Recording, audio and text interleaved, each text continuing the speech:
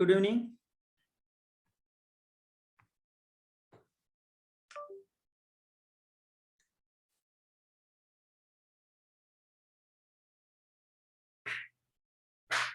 Good evening sir. Good evening sir.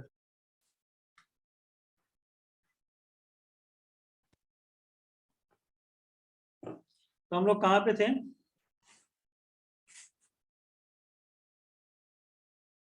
क्या चल रहा था? बायोटेक। बायोटेक फर्स्ट कंप्लीट हो गया था? No sir.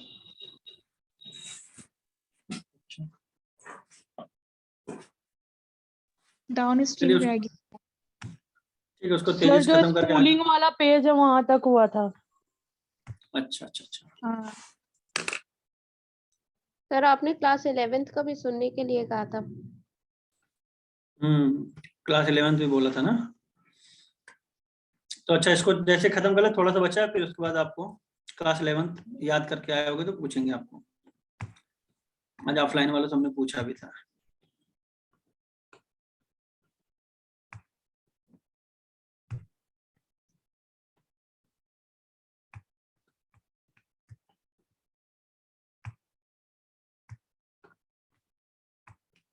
चलिए,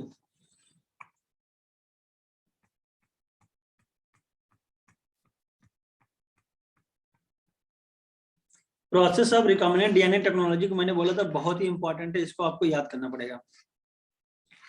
तो जैसे क्या है, पहला है आइसोलेशन, रेस्ट्रिक्शन एंडोन्यूक्लियस के जरिए क्या बनाना, fragmentation of DNA by restriction endonuclease. फिर उसके बाद जेल इलेक्ट्रोफोरेसिस कराओगे तो डिजायर्ड फ्रेगमेंट अपने साइज के अकॉर्डिंग अलग हो जाएंगे। तो isolation of a desired DNA fragment. अब फ्रेगमेंट को वेक्टर में क्या करना, जोड़ना, यानी ligation of DNA fragment into a vector. तो इसको ट्रांसफर करना होस्ट में, होस्ट का कल्चर करना, लार्ज स्केल पे प्रोडक्शन करना। These are the processes related with recombinant DNA technologies. तो isolation, fragmentation, isolation of desired fragment, formation of vector DNA, recombinant DNA vector, उसके बाद इसका ट्रांसफॉर्मेशन कराना, कल्चरिंग कराना और डिजायर्ड प्रोडक्ट को निकालना। तो जाहिर सी बात, डीएनए निकालना है तो सेल से निकालना है। तो अगर मान लो सेल में फंजाई की सेल वाल होगी तो उसमें काइटिन पाया जाएगा। काइटिन को तोड़ने के लिए क्या यूज करोगे, काइटिनेज। और प्लांट सेल वाल होगी तो क्या करोगे, सेलुलेज। और अगर बैक्टीरिया की सेल वाल होगी तो क्या तोड़ोगे, लाइसोजाइम से। आरएनए को हटाने के लिए आरएनएज, प्रोटीन को हटाने के लिए प्रोटीनेज, लिपिड को हटाने के लिए लाइपेजेज। लेकिन आप डीनेजेज नहीं डाल सकते हो क्योंकि आपको डीएनए को नहीं हटाना है, क्योंकि डीएनए को ही आपको आउट करना है, निकालना है। तो कहते हैं जब सब कुछ डालने के बाद जो डीएनए बचता है, अब उसमें क्या मिलाना पड़ता है आपको, चिल्ड इथेनॉल। और जैसे ही आप चिल्ड इथेनॉल मिलाते हैं, डीएनए यहाँ पे प्रेसिपिटेट, धागे के नुमा इसका धागा ऐसे से प्रेसिपिटेट करने लगता है। अब इस धागा को अगर निकालना हो तो आप क्या करा लीजिए, एक हेयर पिन लाइक स्ट्रक्चर लीजिए और इससे धीरे धीरे धीरे धीरे धागा को सेपरेट करके ऊपर बाहर निकाल लीजिए। उस प्रक्रिया को हम लोग बोलते हैं स्पूलिंग। तो डीएनए जो चिल्ड इथेनॉल के बाद प्रेसिपिटेट आउट हुआ था, उसको सेपरेट किया जाता है by the process of spooling. और ये क्वेश्चन बहुत बार पूछा गया है चिल्ड इथेनॉल का।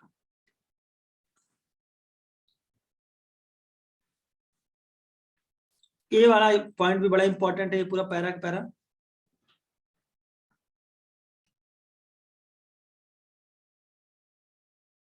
अगर हम लोग बात करें restriction enzyme, digestion are performed by incubating purified DNA molecules with a restriction enzyme at the optimal condition for that specific enzyme. और कंडीशन कैसे देंगे, ऑप्टिमल देंगे जिससे एंजाइम क्या करे, काम कर सके। अब जब कई सारे फ्रेगमेंट बन जाएंगे तो उसको क्या करोगे, सेपरेट करना होगा। तो क्या यूज करोगे, agarose gel electrophoresis is employed to check the progression of restriction enzyme digestion. DNA negatively charge होगा, लोडिंग कहाँ करते हैं भाई, कैथोड पे, जहां पे नेगेटिव होता है। ज्यादा कहाँ पे है, एनोड पे, जहां पे पॉजिटिव होता है। तो DNA being negatively charge, hence it moves toward the positive electrode anode.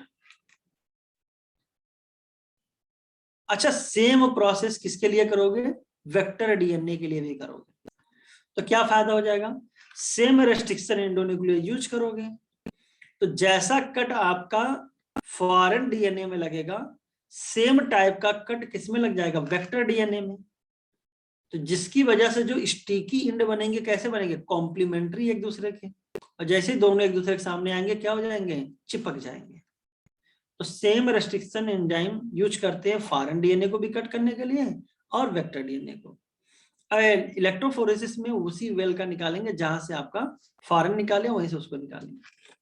The joining of DNA involve several processes after having cut, joining DNA लागे से करेंगे, source DNA as well as the vector DNA with a specific restriction enzyme.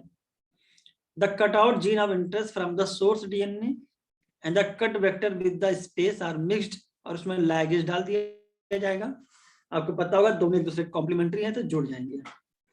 This result in the preparation of recombinant DNA, और जो luggage होता है ये जोड़ता है आपका सुगर फॉस्फेट बैकबोन को, क्योंकि जैसे डीएनए आपस में कॉम्प्लीमेंट्री नाइट्रोजनस बेस एक दूसरे के सामने आते हैं तो उनके बीच में हाइड्रोजन बॉन्डिंग अपने आप अट्रैक्शन में आ जाएगा, लेकिन वो धागे को जोड़ने का काम करता है, जो स्ट्रैंड होता है बैकबोन, वो आपका जोड़ता है DNA ligase. Amplification of gene of interest using PCR. अब मान लो आपने कहीं पे गए और आपने जो जीन ऑफ इंटरेस्ट लाया बहुत कम था,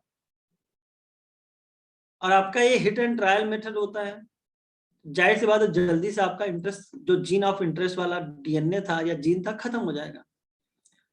तो हम लोग को सोचना पड़ेगा कि यार कुछ ऐसा मेथड करें कि इसकी संख्या बहुत सारी हो, तो हमको क्या जरूरत ही ना पड़े, जैसे बार बार सैंपल लाने की वजह से, जहां से सैंपल लेके आए उसका आपको मल्टीप्लीकेशन करना है, तो वहां से बार बार सैंपल की जरूरत हमें नहीं पड़ेगी। तो इस वजह से हम लोग कराते हैं पीसीआर। क्या बोलते हैं इसका पूरा नाम होता है, पॉलीमरेज चेन रिएक्शन। अब ये पॉलीमरेज चेन रिएक्शन मतलब डीएनए पॉलीमरेज काम करेगा, चेन में काम करेगा और डीएनए के धागा को बढ़ाएगा। तो एक्चुअली इसमें सिंपली से हम लोग फिगर से पढ़ लेते हैं। 3 स्टेप होता है। पहला स्टेप होता है डीनेचुरेशन। डीनेचुरेशन में आपका डीएनए का जो बीच का हाइड्रोजन बॉन्ड होते हैं वो टूटते हैं, बैकबोन नहीं टूटता, हाइड्रोजन बॉन्ड टूटता है, डीएनए के धागा सेपरेट हो जाते हैं।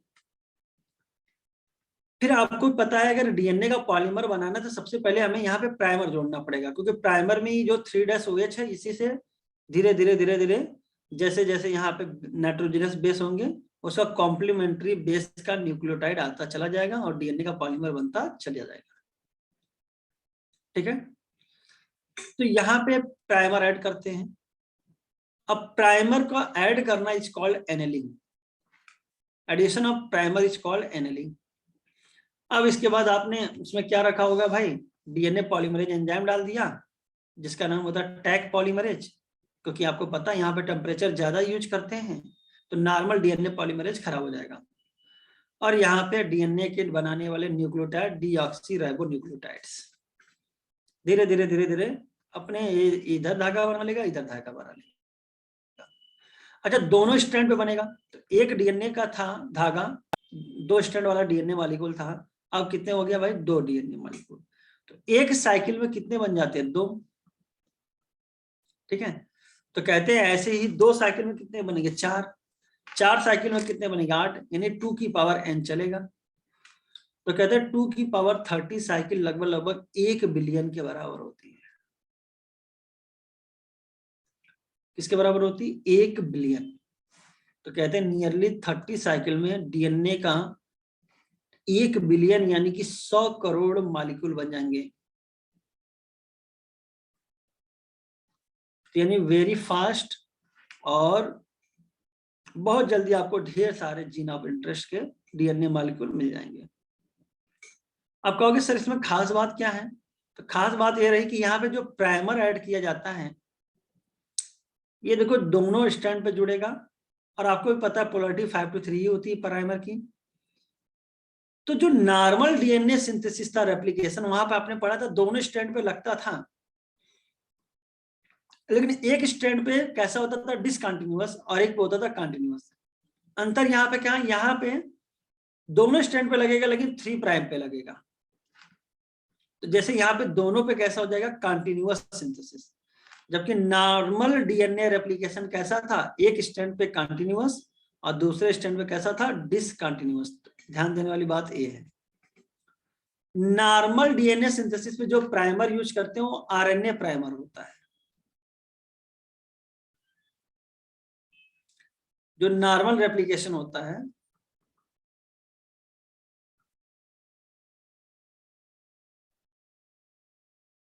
वहां पे जो प्राइमर यूज करते हो आरएनए प्राइमर होता है, और वहां पे जो सिंथेसिस होती है सेमी डिसकंटिन्यूअस होती है।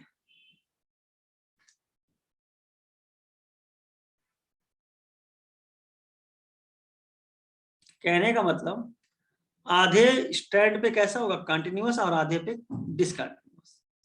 जबकि यहाँ पे जो पीसीआर में होता है, यहाँ पे जो प्राइमर यूज करते हैं वो डीएनए प्राइमर होता है,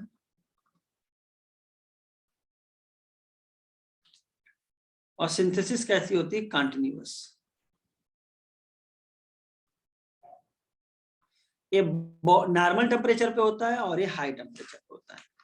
डीनेचुरेशन के लिए टेम्परेचर होता है 94 डिग्री सेल्सियस, एनेलिंग के लिए होता है 54 टू 56 डिग्री सेल्सियस, और एक्सटेंशन के लिए होता है 72 डिग्री सेल्सियस। और साइंटिस्ट का नाम है कैरी मूलियस ने डिस्कवर किया था आपका पीसीआर।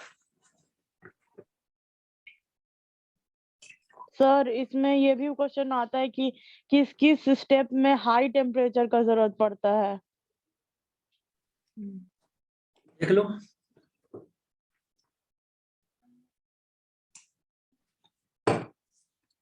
वेरी हाई टेम्परेचर कहाँ होगा, जहाँ पे धागा को तोड़ना, डीनेचुरेशन होगा। यस सर, उसके अलावा तो अगर टेम्परेचर के अकॉर्डिंग करोगे तो डीनेचुरेशन, एक्सटेंशन, एनेलिंग, बाकी सभी हाई टेम्परेचर है भाई। 54 डिग्री सेल्सियस भी ज्यादा होता है हमारी बॉडी में। मैक्सिमम टेम्परेचर क्या, 37 डिग्री सेल्सियस। यानी हमारी बॉडी में जो डीएनए रेप्लिकेशन हो रहा होगा उसका टेम्परेचर क्या होगा, 37। उसके अकॉर्डिंग तो ये भी ज्यादा है।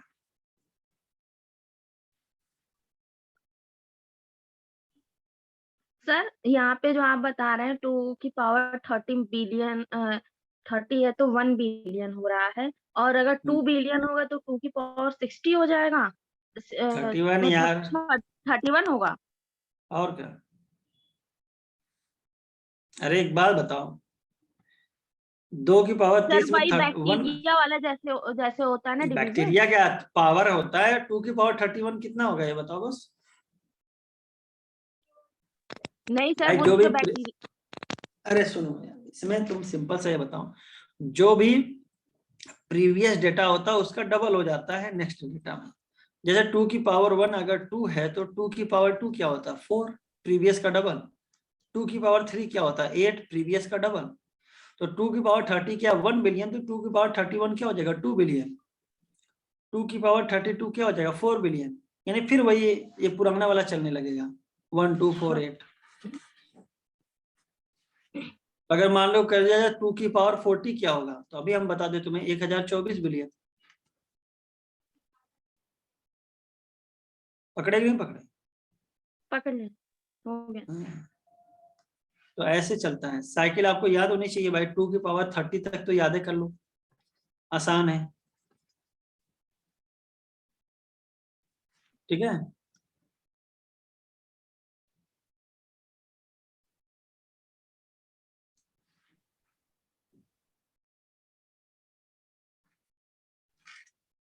चलिए आगे बढ़ते हैं। अच्छा, जो प्राइमर होते हैं स्मॉल केमिकली सिंथेसाइड ऑलिगोन्यूक्लियोटाइड्स होते हैं। मतलब ये बहुत ज्यादा न्यूक्लियोटाइड नहीं, 5 से 7 न्यूक्लियोटाइड लॉन्ग होते हैं, complementary to the region of DNA and the enzyme DNA polymerase that is called tag polymerase, Thermus aquaticus. The enzyme extends the primer using the nucleotides provided in the reaction and the genomic DNA as template. If the process of replication of DNA is repeated many times, the segment of DNA can be amplified to approximately billion times, that is 1 billion copies are made.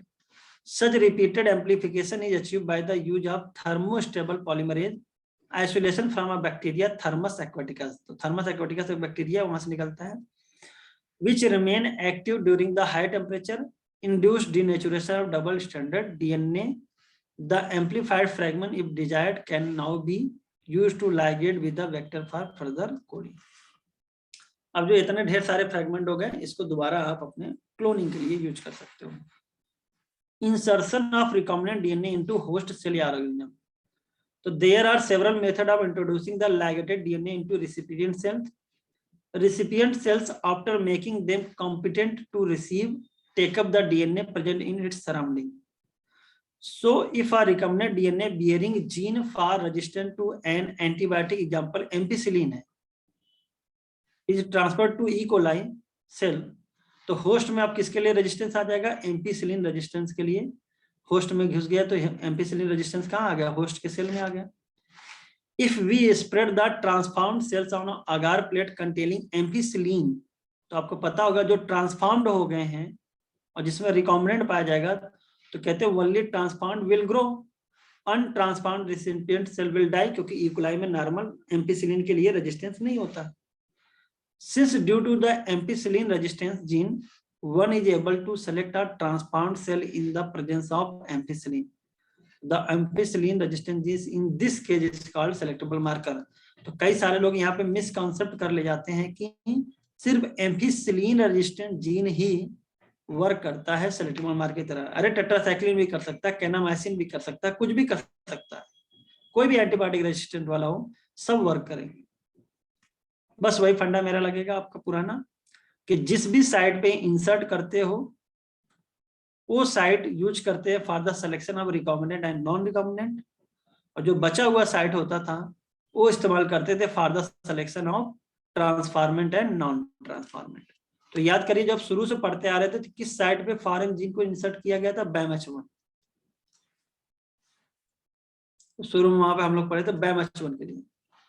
तो BAMH1 पे कौन सा था gene, tetracycline resistant था, यानी BAMH1 use किया गया था, टेट्रासाइक्लिन यूज किया गया था for the selection of recombinant and non recombinant, और देखो यहाँ पे एम्पीसिलिन यूज किया गया है for the selection of transformant and non transformant. ठीक है. Obtaining foreign gene product, when you insert a piece of DNA into a cloning vector and transfer it into a bacterial, plant or animal cell, the alien DNA gets multiplied. In almost all recombinant DNA technologies, the ultimate aim to produce a desirable protein, hence there is a need of for the recombinant DNA to be expressed. The foreign gene get expressed under appropriate condition.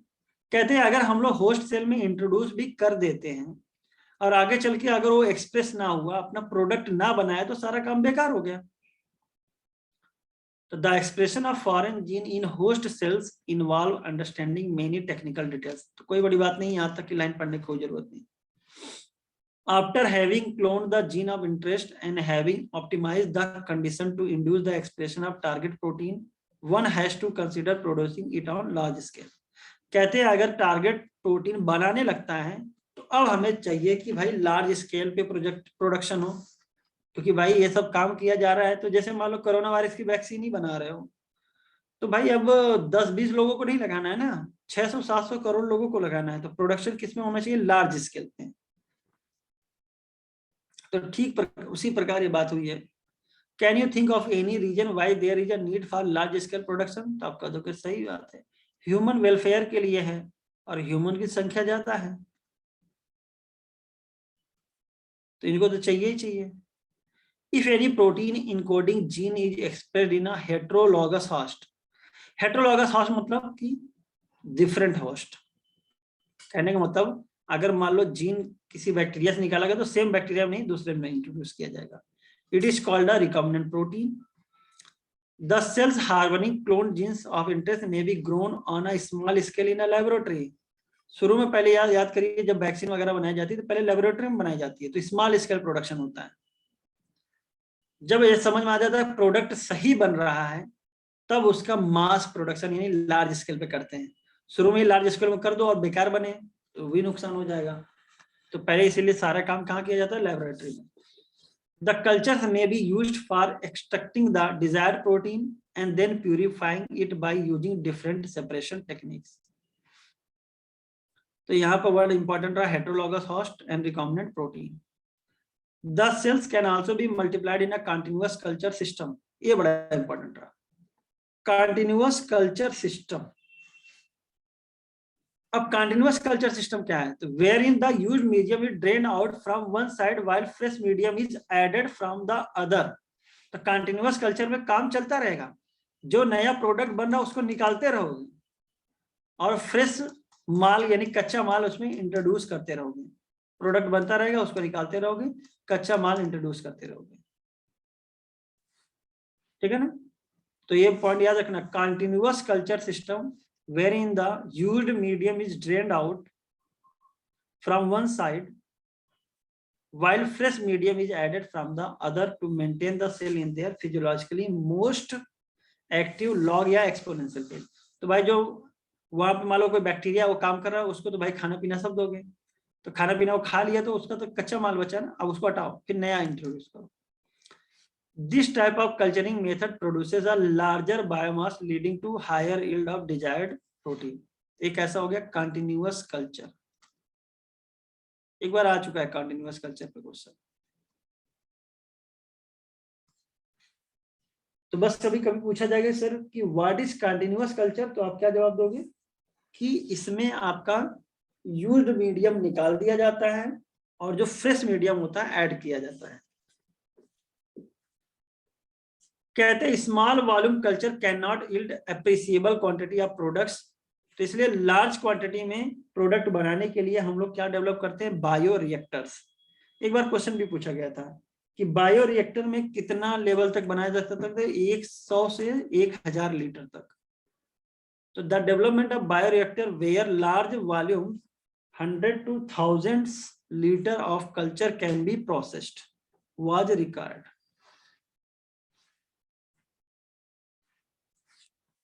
दस bioreactors, ये आ चुका है, इसका definition आ चुका है। The bioreactor can be thought as a vessel, है ऐसा बर्तन है इन विच रॉ मटेरियल, जिसमें कच्चा माल आर बायोलॉजिकली, ये वर्ड इंपॉर्टेंट रहा, बायोलॉजिकली वर्ड इंपॉर्टेंट रहा कि जो रॉ मटेरियल है बायोलॉजिकली कन्वर्ट किया जाता है स्पेसिफिक प्रोडक्ट्स में। तो bioreactors can be thought of as vessels in which raw material are biologically converted into specific product। Important line होगा, कोई प्रोडक्ट बनाना हो या कोई इंडिविजुअल एंजाइम्स, वो आप बायोरिएक्टर से बना सकते हो यूजिंग माइक्रोबियल प्लांट, एनिमल या ह्यूमन सेल्स, या कोई माइक्रोबियल प्लांट का, एनिमल का, ह्यूमन सेल का इस्तेमाल करके। अब bioreactor provide the optimal condition for achieving the desired product by providing optimal growth condition. ये लाइन इंपॉर्टेंट है, ऑप्टिमल कंडीशन देना होगा, क्या क्या, ऑप्टिमल टेम्परेचर, पीएच, सबस्ट्रेट दोगे, साल्ट दोगे, विटामिन दोगे, और ऑक्सीजन तो बहुत ही इंपॉर्टेंट रहा, ऑक्सीजन दोगे। और सबसे कॉमनली यूज्ड बायोरिएक्टर क्या होता है, स्टीयरिंग टाइप। ये भी क्वेश्चन आ चुका है। The most commonly used bioreactor are stirrer type, जो फिगर्स 11.7 में दिया है। ए और बी दोनों स्टीयर टाइप हैं, लेकिन ये सिंपल है और ये स्पार्ज्ड है, ठीक है ना। सिंपल और स्पार्ज में स्पार्ज ज्यादा बेटर होता है, क्योंकि यहाँ पे ऑक्सीजन की availability through out the process बनी रहती है, और ऐसे में 2 बार क्वेश्चन आ चुका है सेम डेटा। तो सिंपल बायोरिएक्टर और स्पार्ज स्टीयर्ड टैंक बायोरिएक्टर। तो steered tank reactor usually cylindrical होंगे, और इसका बेस फ्लैट नहीं होता, कर्व होता है। देखो जो ये बेस है ऐसा नहीं है, फ्लैट नहीं है, कैसा है, कर्व है। तो विद कर्व्ड बेस, ये पॉइंट आपको याद होना चाहिए। बेस कैसा होता है बेटा, कर्व होता है। Facilitating the mixing of the reactor contents. Stirrer मतलब घुमाना है, अरे मतलब स्टीयरर मतलब समझो, स्टीयरर मतलब होता क्या है। एक गिलास पानी लो, ठीक है, इसमें एक चुटकी कुछ भी डाल दो, मान लो हल्दी डाल दिया, अब उसको पकड़ के चम्मच से हिला दो। तो हिलाने से क्या होगा, पूरे जल्दी से तुरंत ही हल्दी पूरे पानी में घुल जाएगी। तो इसको बोलते हैं स्टीयर करना, घुमाना। तो the stirrer facilitate even mixing, मतलब पूरा हर जगह पे ऑक्सीजन पहुंच जाए, and oxygen availability through out the bioreactors. यही लाइन आपकी 2 बार पीओक्यू में पूछा जा चुका है, तो इंपॉर्टेंट रहा। Alternatively air can be bubbled through the reactor. अब कहते हैं ऑक्सीजन मिलेगा तो एयर बबल बढ़ जाएगा, जो क्या बढ़ा देगा, आपका सरफेस एरिया बढ़ा देगा।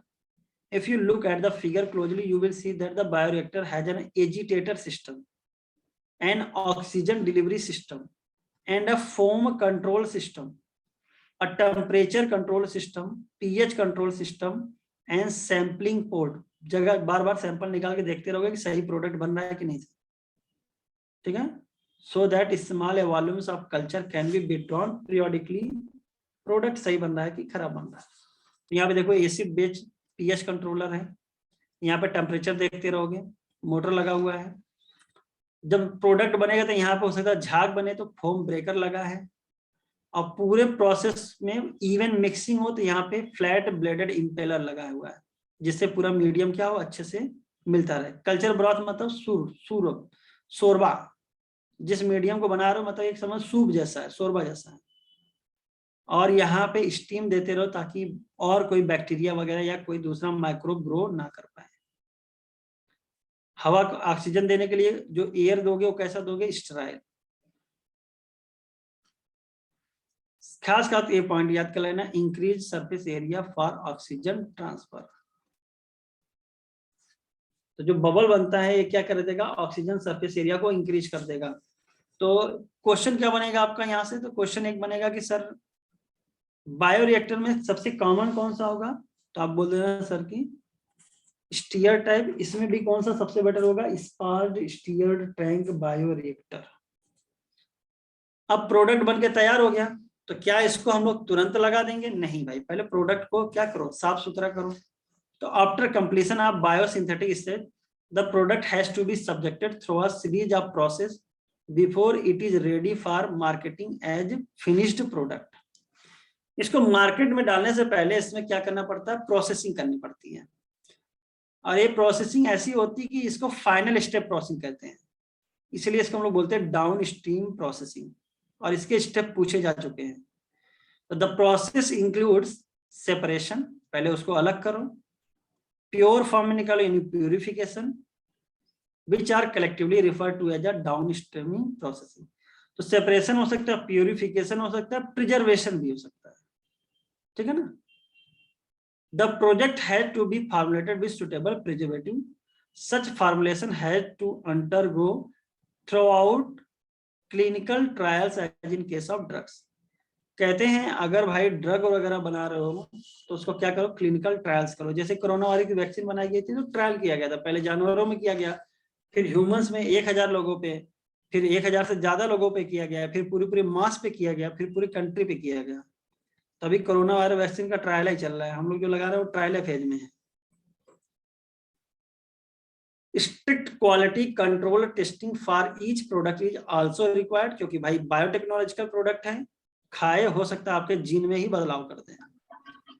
तो down stream process and quality control testing vary from product to product. अब कैसा प्रोडक्ट है उसके ऊपर भी डिपेंड करता है। अगर ह्यूमन यूज का है और ड्रग वगैरह है तब तो भाई उसको क्या करना पड़ेगा, आपको बहुत अच्छे से प्रोसेस करना पड़ेगा।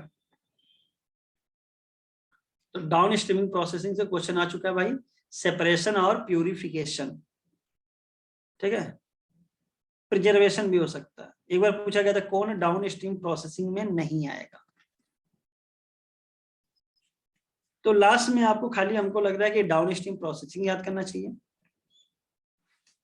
और ये बायोरिएक्टर के बारे में कि कितने बेसल होगा, बायोलॉजिकल कन्वर्ट किया जाएगा कि केमिकली। अच्छा देख लेना, ये वर्ड इंपॉर्टेंट है, raw material are biologically converted, तो ये वर्ड इंपॉर्टेंट है, ध्यान रखिएगा। कभी कभी घुमा के पूछेंगे raw material are chemically converted, गलत हो जाएगा वो, ठीक है।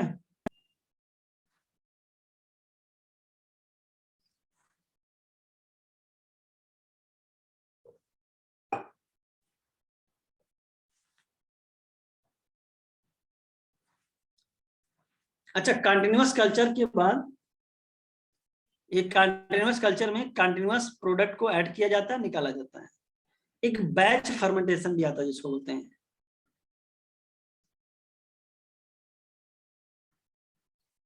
बैच फर्मेंटेशन में ऐसा कुछ नहीं किया जाता, प्रोडक्ट बनता है एक क्लोज वेसल में, यानी जो भी मटेरियल वगैरह डाल के रख दिया, अब प्रोडक्ट बनेगा तो एक ही बार में इसको खोलोगे, तो बैच फर्मेंटेशन हो गया।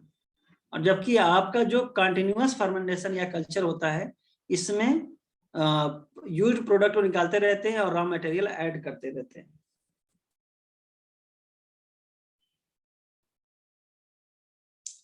तो एक बार अगर इसमें प्रोडक्ट यानी प्रोसेस स्टार्ट हो जाएगा तो बाहर से कोई न्यूट्रिएंट्स वगैरह ऐड नहीं कर सकते हैं। लेकिन कंटिन्यूअस कल्चर में आप बाहर से न्यूट्रिएंट्स ऐड करते रहिए, कोई दिक्कत नहीं।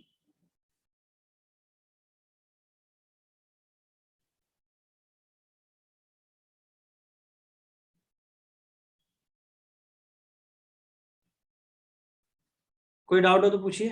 कंटिन्यूअस और बैच फर्मेंटेशन याद रखिएगा।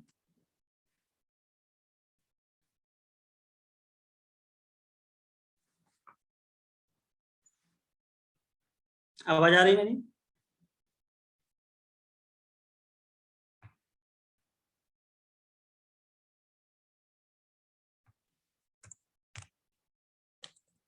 आवाज आ रही भाई?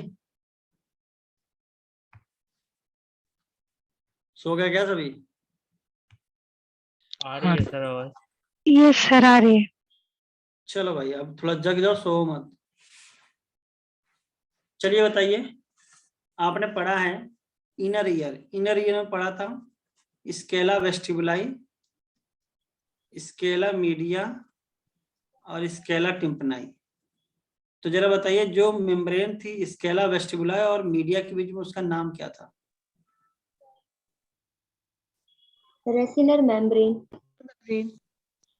क्या नाम था? Regional membrane.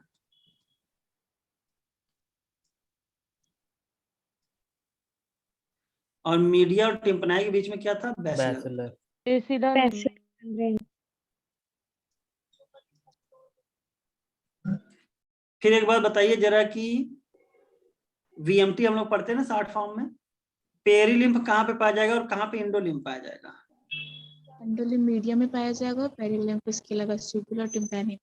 यस, यहाँ पे होगा इंडोलिम्फ और यहाँ पे होगा पेरीलिम्फ और यहाँ पे होगा पेरीलिम्फ। तो पेरीलिम्फ आपका स्केला वेस्टिबुलाई और टिम्पनाई में पाया जाता है और मीडिया में पाया जाता है इंडोलिम्फ। ये पॉइंट याद रखिएगा। और ये सब पॉइंट किसके लिए रिलेटेड था? आपका कॉकलिया के लिए। और कॉकलिया में एच आता है, यानी किसके लिए होता है बेटा? हियरिंग। तो यानी वेस्टिबुलर अपरेटस किसके लिए फिर होता है? बैलेंसिंग के लिए। हाँ, वेस्टिबुलर अपरेटस होता है फॉर बैलेंसिंग।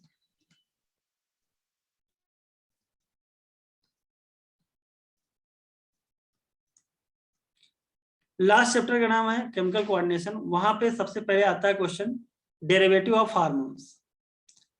तो अमीनो एसिड डेरिवेटिव कौन सा हार्मोन होते हैं? एपिनेफ्रिन। तो किस अमीनो एसिड के डेरिवेटिव होते हैं? टायरोसिन। या थायरॉक्सिन, टायरोसिन। टायरोसिन। तो यानी टायरोसिन बड़ा इंपॉर्टेंट हो गया भाई। टायरोसिन से बनता है डोपामिन, डोपामिन से बनता है एड्रेनलिन, और इससे बनता है नॉर एड्रेनलिन। ऐसा ही है, ठीक है। टायरोसिन से आपका एक पिगमेंट भी बनता है, उसका नाम क्या था? मेलानिन।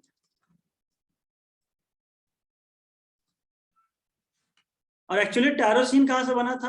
एक अमीनो एसिड जिसका नाम था फिनाइल एलानिन। फिनाइल एलानिन से बना टायरोसिन, टायरोसिन से बना मेलानिन। या टायरोसिन से डोपामिन, डोपामिन से बना नॉर एड्रेनलिन। फिनाइल एलानिन से जब आपका डोपामिन बनता है तो कौन सा अमीनो एसिड आता है, कौन सा एंजाइम आता है? Phenylalanine hydroxylase. Yes, phenylalanine हाइड्रोक्साइलेज।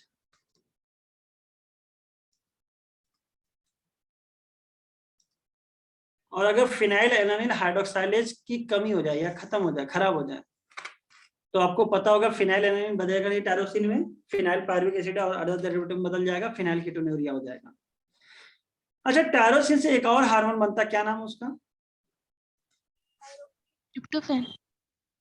Thyroxine. Tryptophan. अरे भैया, ट्रिप्टोफान तो अमीनो एसिड खुद है। एड्रेनलिन। अरे एड्रेनलिन तो बनाए पड़े हैं, एक और पूछ रहे हैं। थायरॉक्सिन होता है सर। क्या होता है आपका? थायरॉक्सिन।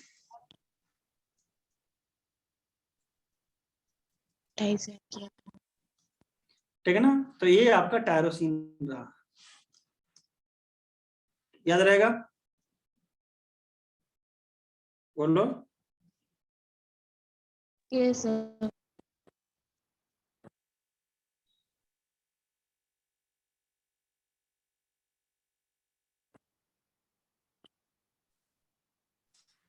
अब इसके बाद आपका एक और वर्ड बनता है आपका, ये तो टायरोसिन इंपॉर्टेंट हो गया, फिनाइल कीटोन्यूरिया, कई सारी चीजों को जोड़ा आपका। इसके बाद आपका टेट्राआइडोथायरोनिन थायरोक्सिन होता है। एक हार्मोन ऐसा होता है कि जो जिसका केमिकल मैसेंजर सेल मेम्ब्रेन पे पाया जाता है, और एक होता है जिसका न्यूक्लियस पे पाया जाता है, डीएनए लेवल पे। तो डीएनए लेवल पे कौन से होते हैं? जो होते हैं लिपिड डेरिवेटिव या लिपिड वाले होते हैं, यानी लिपिड नॉन पोलर होने चाहिए, लिपिड सॉल्युबल हो। तो लिपिड सॉल्युबल में कौन कौन आते हैं जरा बताइए? एक तो आते हैं steroid hormone, cortisol, testosterone, estradiol, progesterone. हाँ, तो प्रोजेस्टेरॉन हो गया, कॉर्टिसोल हो गया, मिनरलोकॉर्टिकॉइड, जो कॉर्टिकॉइड्स हो गए, एड्रेनोकॉर्टिक, थायराइड हार्मोन। और थायराइड भी आपके जा सकते हैं डीएनए लेवल पे। फिर उसके बाद आपका एक क्वेश्चन आता है सेला टर्सिका, ये क्या है? इसमें पिट्यूटरी ग्लैंड प्रेजेंट होता है। हाँ, कैविटी ये है जिसके अंदर पिट्यूटरी बोनी ग्लैंड। कैविटी जहाँ पे पिट्यूटरी ग्लैंड पाई जाती है। पिट्यूटरी आपके थैलेमस के फ्लोर पे पाई जाती है कि रूफ पे पाई जाती है? फ्लोर पे पाई जाती है। फ्लोर मतलब क्या हो गया आपका? उसका हाइपोथैलेमस के पास पाई जाती है, जबकि एपीथैलेमस में क्या पाई जाती है? रूफ के पास। रूफ नहीं, एपीथैलेमस में पाया जाता है आपका पीनियल बॉडी। Yes sir. तो ये हाइपोथैलेमस हो गया, एपीथैलेमस, ये हो गया पीनियल, और ये हो गया आपका पिट्यूटरी। सर तो ये पीनियल को ये कह सकते हैं ना, रूफ ऑफ डाइनसेफ्लॉन, क्योंकि हाँ हाइपोथैलेमस। हाँ हाँ हाँ हाँ, क्यों नहीं कह सकते हैं। एपीथैलेमस के पास पाया जाएगा। Roof of diencephalon is called epithalamus, floor of diencephalon is called hypothalamus. अब बताओ, पिट्यूटरी का वह पार्ट जहां से निकलता है एमएसएच, पार्स इंटरमीडिया से निकलता है। कहां से निकलता है? पार्स इंटरमीडिया से, ठीक है। और एंटीरियर पिट्यूटरी किस रीजन को बोलते हैं? Pars nervosa, pars intermedia, pars distalis. Pars distalis combine. हाँ, अब पार्स नर्वोसा क्या होता है आपका? पोस्टीरियर पिट्यूटरी, वहां से निकलते हैं ऑक्सीटोसिन एंड एडीएच। वैसोप्रेसिन। और ऑक्सीटोसिन आपका कैसा होता है? चाइल्ड बर्थ हार्मोन, पार्चुरेशन में हेल्प करेगा, और साथ ही साथ मिल्क बनाने में भी हेल्प करता है। क्या? यस।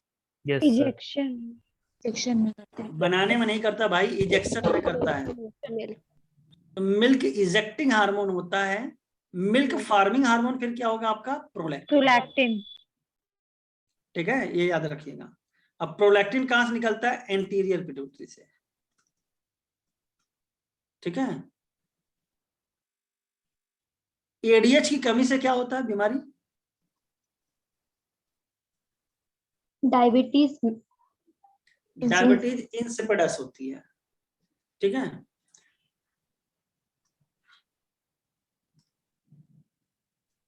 फिर उसके बाद आपका आता है एक हार्मोन जिसका नाम होता है मेलाटोनिन।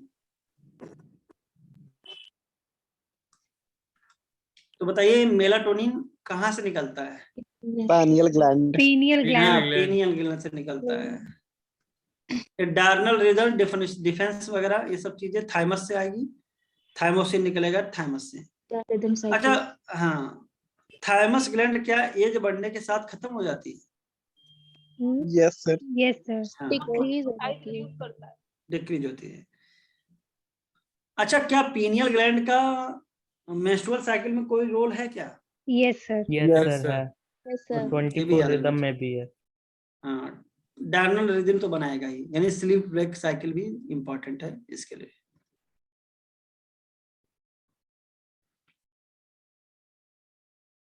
मैंने कहा ब्लड से कैल्शियम आयन डिक्रीज करा रहा है अगर निकल रहा है तो बताइए कौन सा हार्मोन होगा? थायरोक्सिन। थायरॉक्सिन नहीं है, थायरोकैल्सिटोनिन। थायरोकैल्सिटोनिन। ब्लड में ब्लड बढ़ा रहा कैल्शियम है, आयन ब्लड में घर कम कर रहा है। थायरोकैल्सिटोनिन होगा ना, कम कम कर रहा है तो टीसीटी हो गया, यस सर। थायरोकैल्सिटोनिन। अब बढ़ाएगा तो हो जाएगा पीटीएच। पाराथायरॉइड। सर तो पैराथायरॉइड और हाँ सर जैसे जो इसमें लिखा है कि जो मेम्ब्रेन बाउंड रिसेप्टर होते हैं वो प्रोटीनियस होते हैं, तो जो लिपिड बाउंड के लिए पाया जाएगा वो भी प्रोटीनियस होगा। नहीं समझो नहीं तुम। मेम्ब्रेन बाउंड रिसेप्टर का मतलब प्रोटीनेशियस, मतलब कि आपका उसमें पोलर चार्ज होंगे, ठीक है ना। और जो लिपिड वाले होते हैं यानी स्टेरॉइड वगैरह सब क्या है, लिपिड वाले हैं, तो ये आराम से मेम्ब्रेन को क्रॉस कर सकते हैं, इसलिए बोला है। तो सर इसका रिसेप्टर भी तो अंदर होगा, लेकिन ये प्रोटीन वाला होगा कि मतलब लिपिड, मतलब क्या होगा ये नहीं चाहिए। या रिसेप्टर का नेचर बोला है। Yes sir. रिसेप्टर किस प्रकार के होते हैं? प्रोटीनेशियस। यस सर, उसमें एनसीईआरटी की लाइन है कि मतलब मेम्ब्रेन बाउंड जो रिसेप्टर होते हैं प्रोटीनियस होते हैं, तो हाँ, मतलब वो उसके तो बाद रिसेप्टर तो प्रोटीनेशियस होते हैं। तो सर लिपिड के लिए भी जो रिसेप्टर होगा प्रोटीनियस होगा। किसी के लिए भी रिसेप्टर होगा वो प्रोटीनेशियस होगा। Okay sir.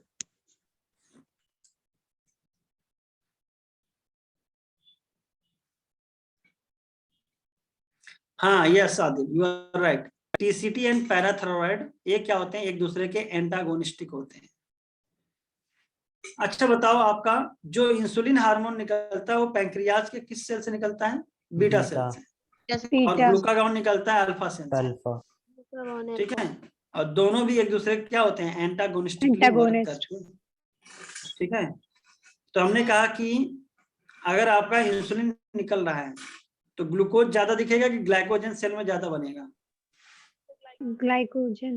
हाँ, ज्यादा ग्लूकोज को अंदर बेच के ग्लाइकोजन बना देगा, यानी ब्लड शुगर लेवल को कम करेगा। इसके बाद आपका एक क्वेश्चन और हार्मोन से आता है, खास करके बहुत ही इंपॉर्टेंट, कि hormone of GIT, hormone of ovary, ये सब आपका ओवरी वगैरह तो रिप्रोडक्शन से भी देख सकते हो आप लोग, लेकिन हार्मोन ऑफ जीआईटी में एक था सेक्रेटिन, एक था सीसीके, और एक था गैस्ट्रिन, और एक था जीआईपी। तो गैस्ट्रिन तो निकालेगा कहां से? स्टमक से, ठीक है। कोलेसिस्टोकाइनिन कहां पे वर्क करेगा? गॉल ब्लैडर पे। इसका दूसरा नाम होता है पैंक्रियोजाइमिन भी बोलते हैं। सेक्रेटिन कहां पे एक्ट करेगा? एक्सोक्राइन पार्ट पे। पैंक्रियाज के हाँ बाइकार्बोनेट वगैरह निकालेगा वहां से पैंक्रियाटिक, Yes. ठीक है। और एएनएफ कहां से निकलता है? पार्ट से। Arteries of heart. Heart. अच्छा, Artery. एएनएफ आ गया तो यहीं से हमको लिंक कर लेना चाहिए रास मैकेनिज्म को। रास मैकेनिज्म होता है रेनिन एंजियोटेंसिन एल्डोस्टेरोन सिस्टम। कहते हैं जब कभी भी जीएफआर गिरने लगे डिक्रीज हो या ब्लड प्रेशर लो होने लगे तब वहां पे एक्टिवेट होता है आपका रास मैकेनिज्म। तो एक होता है अपरेटस जिसका नाम होता है जक्स्टाग्लोमेरुलस अपरेटस, जीजी अपरेटस। इस अपरेटस से निकलता है रेनिन, डबल वाला कि सिंगल लाइन वाला? सिंगल लाइन वाला। Single end. Gland. रेनिन क्या करता है? कन्वर्ट कर देता है एंजियोटेंसिन Angiotensin. एंजियोटेंसिनोजेन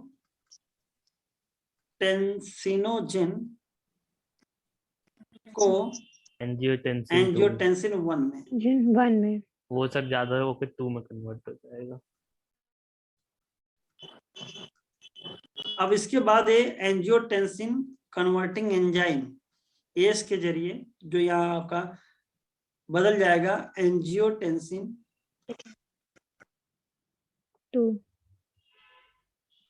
2 में। क्लियर? ये जो एंजियोटेंसिन पावरफुल वैसोकॉन्स्ट्रिक्टर होगा तो वेसल को दबा देगा, तो जाहिर बात है प्रेशर बढ़ जाएगा, जीएफआर बढ़ जाएगा। एल्डोस्टेरोन आपका काम करता है डीसीटी पे, डिस्टल कन्वोल्यूटेड ट्यूब्यूल से। तो डीसीटी से क्या निकालेगा? आपका वाटर निकालेगा, सोडियम आयन निकालेगा। सोडियम का रीअब्जॉर्प्शन। तो डीसीटी से सोडियम रीअब्जॉर्ब कर रहा है, वाटर भी रीअब्जॉर्ब कर रहा है, तो बॉडी में जब ब्लड में सोडियम आयन बढ़ने लगेगा, यूरिन के थ्रू कम जाएगा, तो ब्लड प्रेशर अपने आप इंक्रीज कर जाएगा। और साथ ही साथ एडीएच, एंटी डायरेटिक हार्मोन बोलते हैं, ये भी डीसीटी पे एक्ट करता है। और ये क्या करता है? डीसीटी से वाटर को रीअब्जॉर्ब कराता है और साथ ही साथ वेसल को कॉन्स्ट्रिक्ट करेगा, यानी ये भी ब्लड प्रेशर को इंक्रीज करने का काम करेगा। तो रास और एडीएच सब कैसे हैं? एक जैसे काम करते हैं। और इसके विपरीत कौन काम करता है? ANF, atrial natriuretic factor. ये कब एक्टिवेट होगा? जब ब्लड प्रेशर हाई होता है। तो कहता है ब्लड से सोडियम आयन हटाओ और यूरिन के थ्रू भगाओ। तो ये आपको चारों सब चीजें एक साथ लिंक करके पढ़नी पड़ेगी, ठीक है?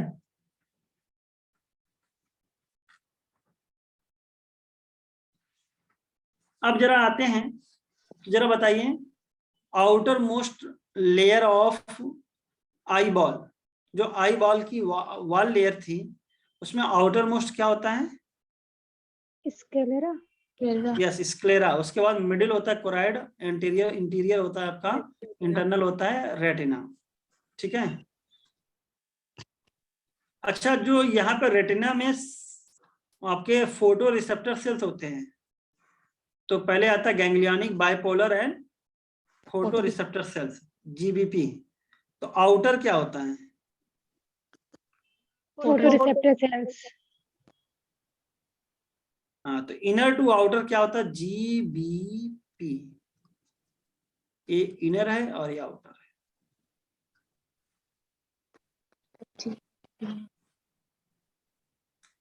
इसके बाद बेटा आपका नेक्स्ट चैप्टर पे चलते हैं।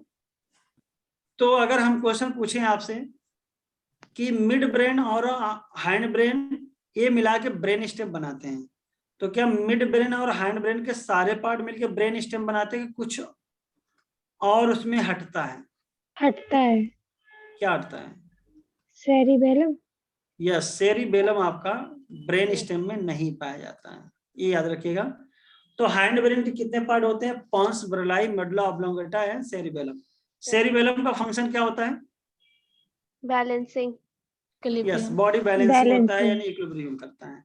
पॉन्स ब्रेलाई आपका रेस्पिरेशन से रिलेटेड होता है, न्यूमोटैक्सिक सेंटर पाए जाते हैं। और मेडुला ऑब्लोंगेटा जितने भी इनवॉलंटरी रिफ्लेक्सेस होते हैं उसको कंट्रोल करता है आपका मेडुला ऑब्लोंगेटा। तो जरा बताइए मेडुला ऑब्लोंगेटा में क्या रेस्पिरेटरी रिदम सेंटर पाया जाएगा क्या? यस। तो रेस्पिरेशन के सेंटर्स दो होते हैं, एक होते हैं न्यूमोटैक्सिक सेंटर और एक होता है रिदम। न्यूमोटैक्सिक पाया जाएगा आपका पॉन्स ब्रेलाई में, और जो आपका रेस्पिरेटरी रिदम सेंटर पाया जाता है ये पाया जाता है आपका मेडुला ऑब्लोंगेटा में। तो जो आपका रेस्पिरेटरी रिदम सेंटर होता है ये आपका जो हार्ट, जो आपका ब्रीदिंग रेट होता है उसको डिसाइड करता है, मतलब कि आपका हार्ट में जो ब्रीदिंग करता है उसके रिदम को मेंटेन करता है।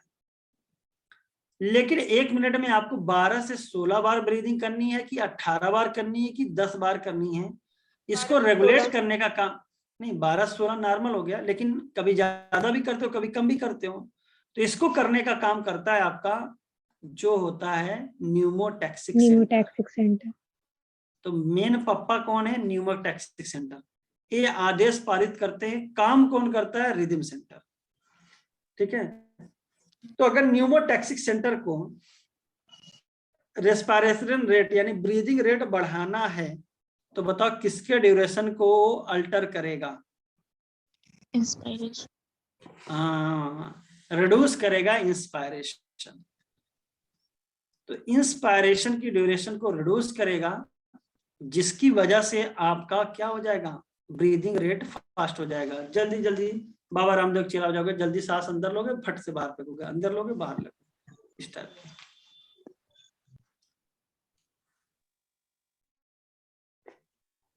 सेरिबेलम की तरह ही एक और पार्ट होता है फोर ब्रेन में, जिसका नाम होता है सेरिब्रम। तो कहते हैं most developed part of the brain क्या होता है आपका? सेरिब्रम। और सेरिब्रम में ही आपका एसोसिएशन एरिया होता है, जो फंक्शनिंग करता है जज बीमर पे।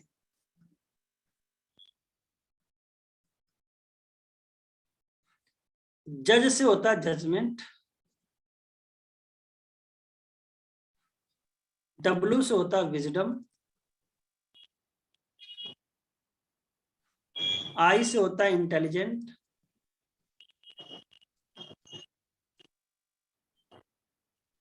एम से होता है मेमोरी, ई से होता है इमोशन,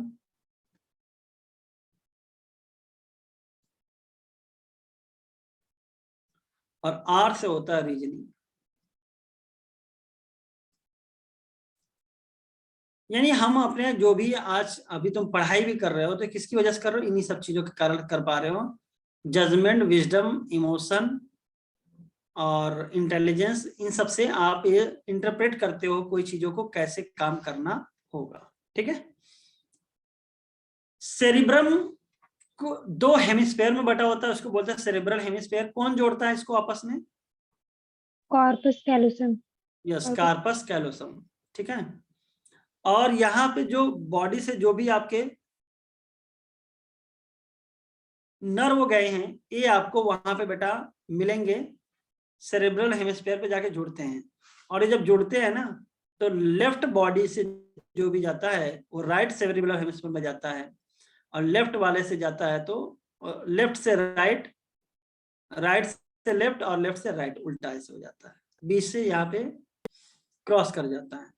तो इसलिए जो आपका लेफ्ट वाला सेरेब्रल हेमिस्फीयर होगा वो राइट के बॉडी पार्ट को कंट्रोल करता है, और राइट वाला जो होगा वो लेफ्ट बॉडी पार्ट को कंट्रोल करता है। तो लैटरल ना होकर कैसा होता है? कॉन्ट्रा लैटरल होता है। लैटरल ना होकर कैसा होता है बेटा? आपका कॉन्ट्रा लैटरल कंट्रोल होता है। अब इसके बाद आते हैं जरा लोकोमोशन से क्वेश्चन पूछते हैं। तो लोकोमोशन और मूवमेंट में सबसे इंपॉर्टेंट होता है आपका ज्वाइंट्स। तो बताइए साइनोवियल ज्वाइंट कैसा ज्वाइंट है? फ्रीली मूवेबल, इमूवेबल कि स्लाइटली मूवेबल? फ्रीली मूवेबल होता है। हाँ, यस, राइट। और इसी में आपका बॉल एंड सॉकेट आता है, हिंज ज्वाइंट आता है, सैडल ज्वाइंट आता है, पाइवट ज्वाइंट आता है।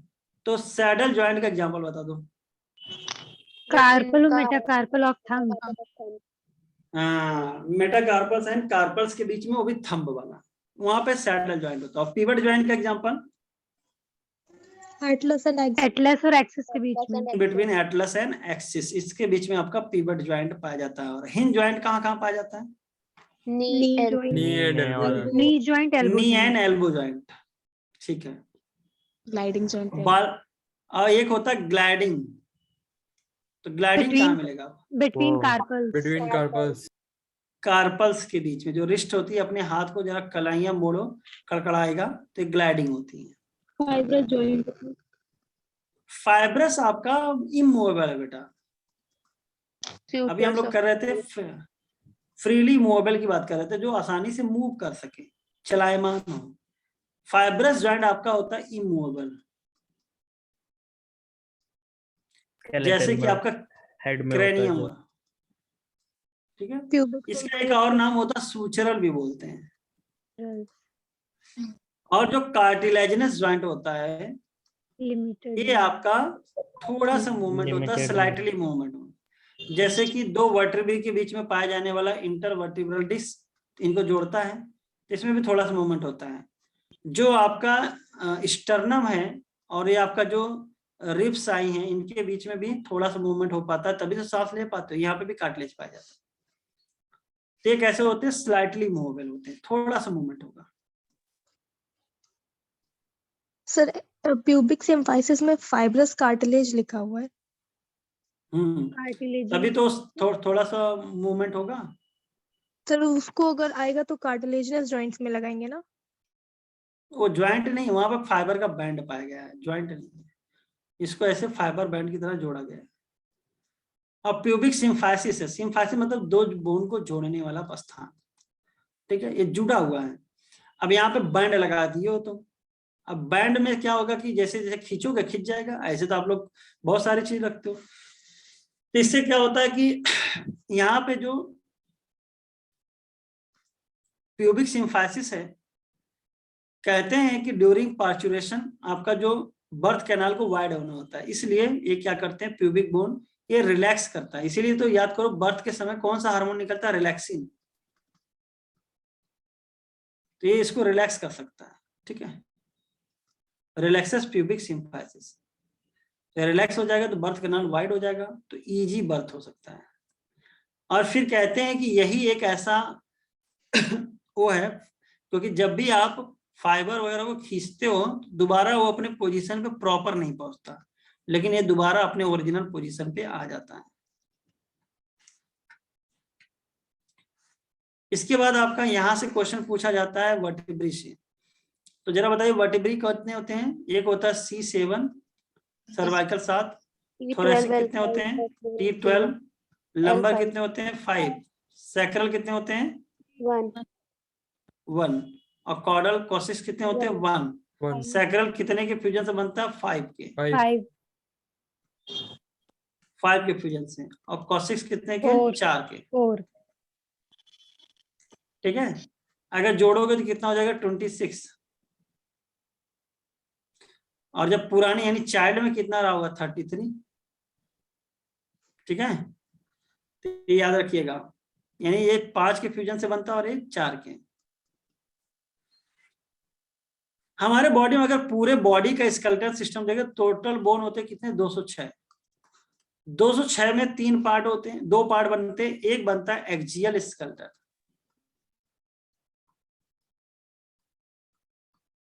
और एक बनता है आपका अपेंडिकुलर। अगर हम बात करें एक्सियल में, तो एक्सियल में होते हैं बोन 80 बोन होते हैं, और अपेंडिकुलर में होते हैं 126। 80 126 जोड़ोगे तो कितना हो जाएगा बेटा तुम्हारा 206। अब इसमें एक आता है स्कल, स्कल में कितने होते हैं 29। एक होता है बेटा आपका वर्टिब्रल कॉलम, कितने होते हैं 26। एक होता है रिब्स, रिब्स कितने होते हैं 12 पेयर, यानी कि आपके हो गए 24। तो जोड़ो कितना हुआ, ए हो गया 79, तो एक क्या बचा, स्टर्नम। यस स्टर्नम, एक स्टर्नम बचा। अब स्कल में आपका 8 बोन होते हैं क्रेनियम में, 14 होते हैं फेसियल में, 6 होते हैं ईयर ऑफ स्किल, और एक होता है हायोट, ठीक है। तो टोटल कितने हो गए 29, वर्टिब्रल 26, रिब्स 24, 12 पेयर, और स्टर्नम होते हैं 1। अपेंडिकुलर में 30 गुणे 4, यानी ये हर लिम्ब में कितने बोन होते हैं 30, और 4 बोन होते हैं आपके पेक्टोरल गर्डिल में, और 2 होते हैं आपके पेल्विक गर्डिल में। तो हर हाफ में पेल्विक गर्डिल अगर हाफ की बात किया जाए तो हाफ में 1 1, और यहाँ पे 2 2। पेक्टोरल गर्डिल में 2 बोन में 1 बोन होता है आपका कौन सा, फ्लैट ट्रायंगुलर, जिसको क्या बोलते हैं स्कैपुला, और उसी से जुड़ा होता है कॉलर बोन। अब प्यूबिक में सिंपल होता है, जो प्यूबिक हाफ्स होते हैं उसको बोलते हैं 3 बोन के फ्यूजन से बनता है इलियम, स्चियन, प्यूबिस।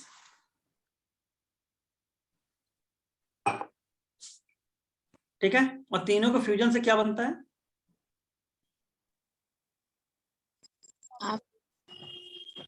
अरे हाफ नाम भी तो होगा, क्या बोलते हैं, अरे पेक्टोरल गर्डिल तो दूसरा होता है भाई, pelvic girdle।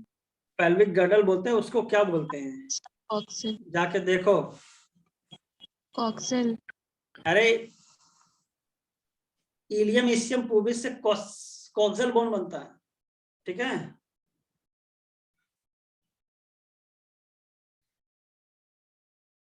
सिंगल बॉन्ड होता है उसका नाम है, ठीक है।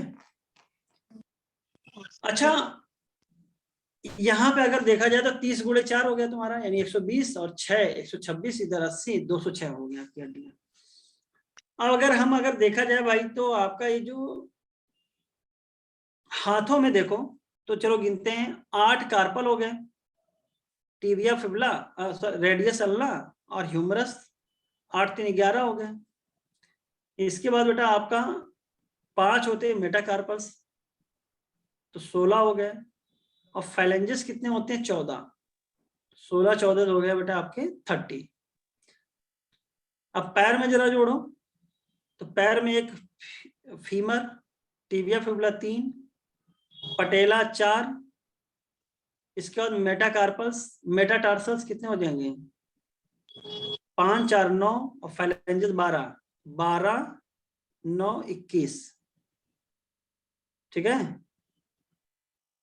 तो बचा कितना बोन आपका?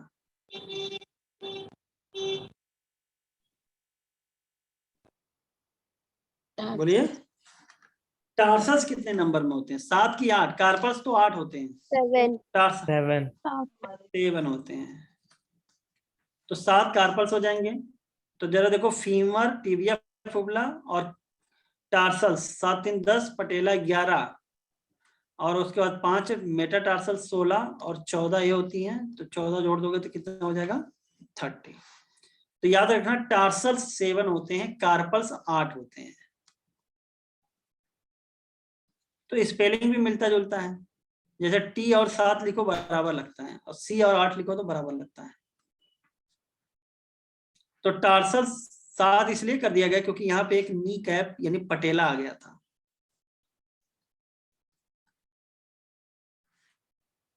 फिर इसके बाद इससे यहाँ पे एक क्वेश्चन और आता है स्लाइडिंग फिलामेंट थ्योरी से।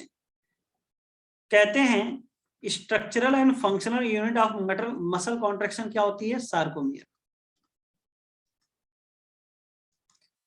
तो sarcomere extend between how many lines, और नेम बताइए उसका,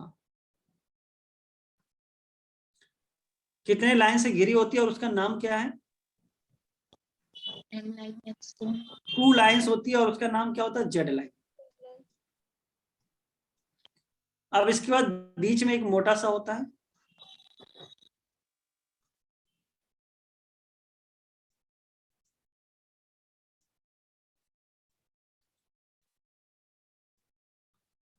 जिसको हम लोग बोलते हैं मायोसिन, और इसके इधर किनारे पे पतले पतले होते हैं जिसको बोलते हैं एक्टिन, और दोनों साइड होता है, ठीक है। तो ये एक्टिन इधर I/2 है, ये भी किधर I/2 है, और ये जो आपका मायोसिन है ये वाला, ये पूरा जितना जहां तक लाल वाला ये है ए बैंड। तो कहते हैं सार्कोमियर में क्या क्या बना आपका? हाफ I प्लस A हाँ sir, plus half I। Class ले रहे हैं मतलब, अभी तो ये 21 मिनट चलेगा, मैं ऑनलाइन ले रहा हूँ, घर से हूँ। ठीक,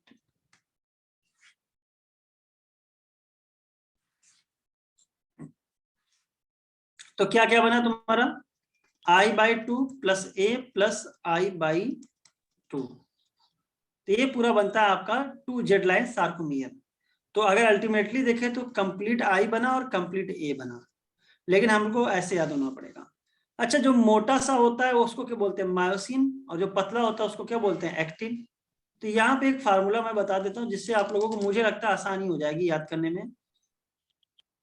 जैसे कि धाम लीजा, तो देखो L से होता है लाइट बैंड,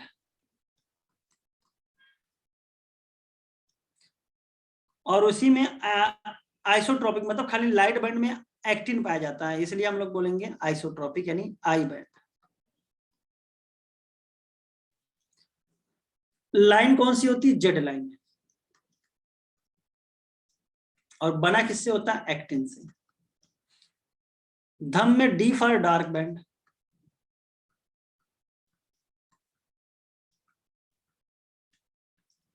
यहाँ पे एक हाइलाइटेड जोन होगा जहां पे आपका एक्टिन नहीं पास किया होता है, तो क्या बोलते हैं, एच जोन। H zone. तो कभी कभी क्वेश्चन पूछा जाए एच जोन कौन से बैंड में पाया जाएगा, तो आप बोलोगे डार्क बैंड या ए बैंड में। A for A band.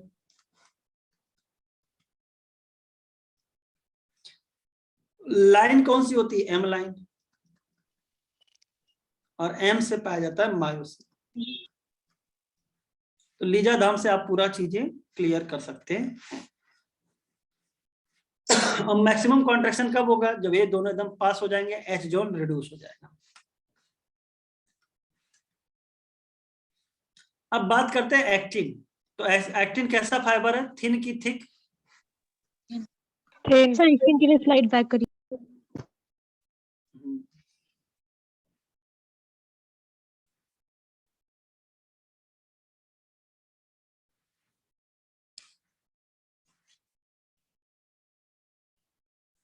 हो गया।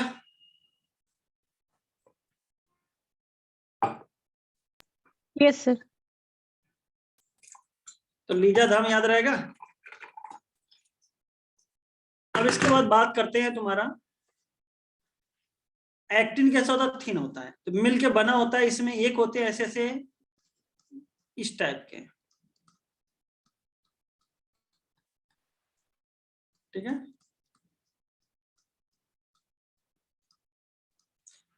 तो ये बेटा एफ, एक नाम होता है एफ एक्टिन और एक नाम होता है जी एक्टिन। तो ये जो फिलामेंट नुमा धागा है इसको क्या बोलोगे, एफ एक्टिन। और एफ एक्टिन किससे मिलकर बना होगा, एक गोला से, यानी जी एक्टिन। तो याद रखना कि एफ एक्टिन एक पॉलीमर है किसका, जी एक्टिन का। बहुत अच्छा line, F actin is a polymer of G actin.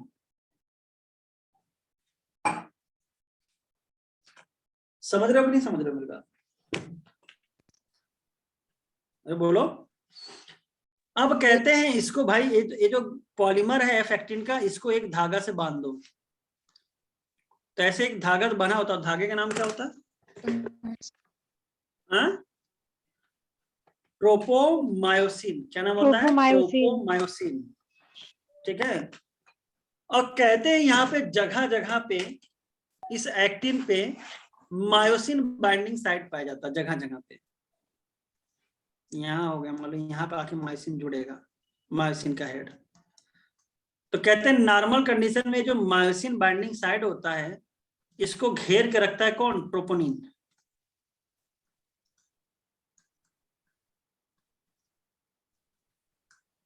तो जब रिलैक्स स्टेट में होगा तो मायोसिन का हेड इस एक्टिन से नहीं जुड़ पाता। क्यों, क्योंकि आपको पता होगा ट्रोपोनिन ने उस जगह को ढके हुए रखा है, मास्क किया रखा है। एक क्वेश्चन पूछा जाता था, what mask the actin binding site on actin. Troponin. गलत यार, मायोसिन एक्टिन पे कौन, अच्छा देखो देखो तो सिंपल देखो, कभी कभी कंफ्यूज होते हैं हम लोग इसमें। एक बात बताओ, एक्टिन से कौन आके जुड़ेगा, मायोसिन। तो एक्टिन के पास किसके जुड़ने की जगह होगी, मायोसिन के जुड़ने की, ठीक है। अब मायोसिन के पास किसके जुड़ने की जगह होती है, एक्टिन। तो ये पॉइंट याद रखिएगा कि मायोसिन के पास जगह होगी एक्टिन बाइंडिंग साइट और एक्टिन के पास होगी मायोसिन बाइंडिंग साइट, ठीक है। इसके बाद अगर बात किया जाए मायोसिन की, तो ये यूनिट से बना होता है जिसका नाम क्या होता है, मीरोमायोसिन। क्या नाम होता है, मीरो।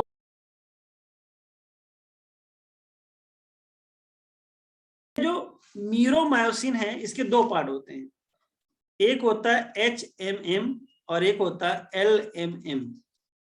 तो जरा बताइए HMM का क्या फुल फॉर्म होता है, हैवी मीरोमायोसिन। और LMM का क्या फुल फॉर्म होता है, लाइट मीरोमायोसिन। एक होता है हैवी मीरोमायोसिन और एक होता है लाइट मीरोमायोसिन। हैवी क्या करता है, तो आपको पता होगा, हैवी आपका ये जो आपका हेड होता है, ग्लोबुलर हेड और क्रॉस आर्म, ये बोलते हैं एचएमएम के पार्ट होते हैं, और ये जो टेल होता है इसको बोलते हैं लाइट मीरो मायोसिन। इस हेड पे एक तो एक्टिन बाइंडिंग साइट होगा और एक होगा एटीपी बाइंडिंग साइट। तो डायग्राम बहुत ही इंपॉर्टेंट है, याद होना चाहिए।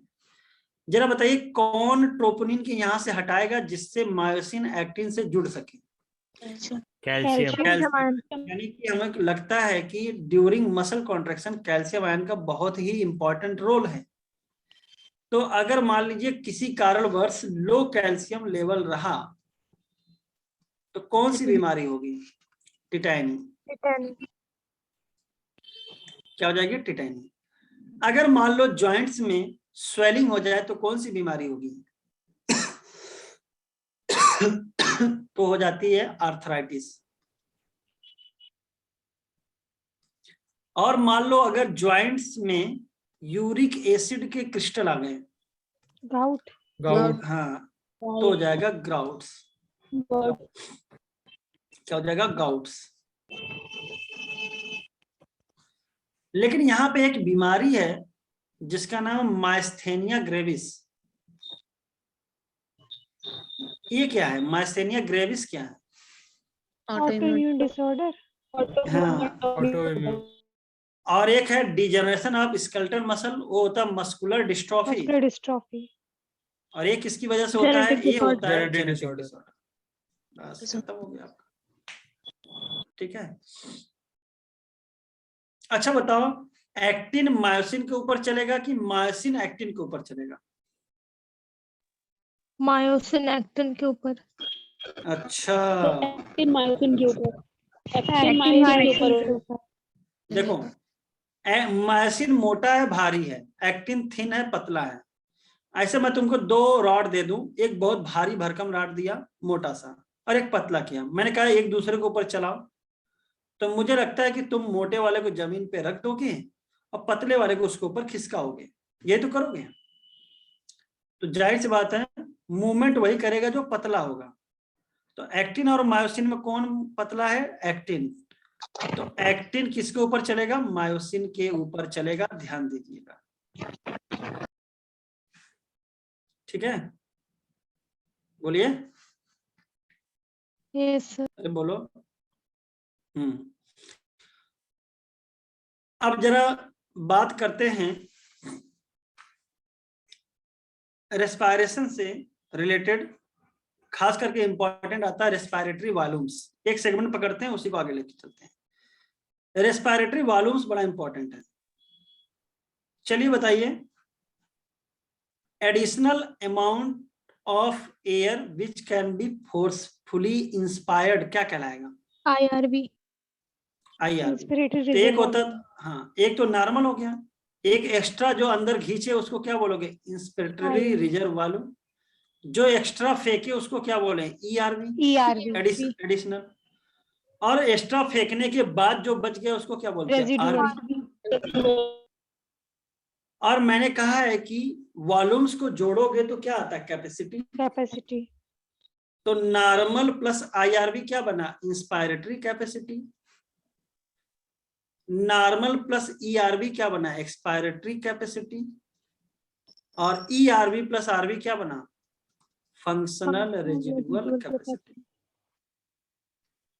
ज्यादातर आप अंदर लेते हो, बाहर लेते हो, नॉर्मली और पूरा फोर्सफुली। तो ये कंप्लीट क्या हो जाएगा आपका? Vital capacity.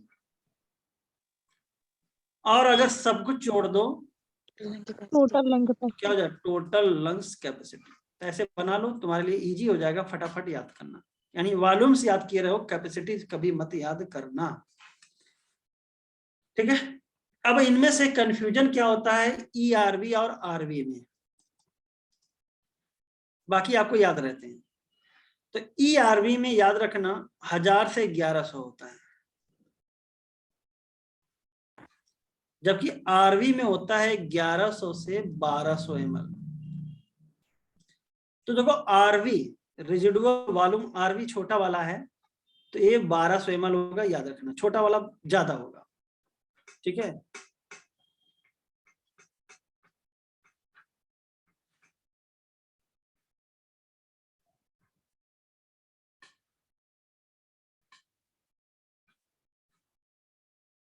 बाकी आपको इसकी वैल्यू अगर याद है तो अपने आप कैपेसिटीज की वैल्यू जोड़ सकते हो। अच्छा, यहाँ से आपको घटा बढ़ा सकते हो, तो एक दो बार इसको ऐसे बना सकते हो, याद भी होगा आपको।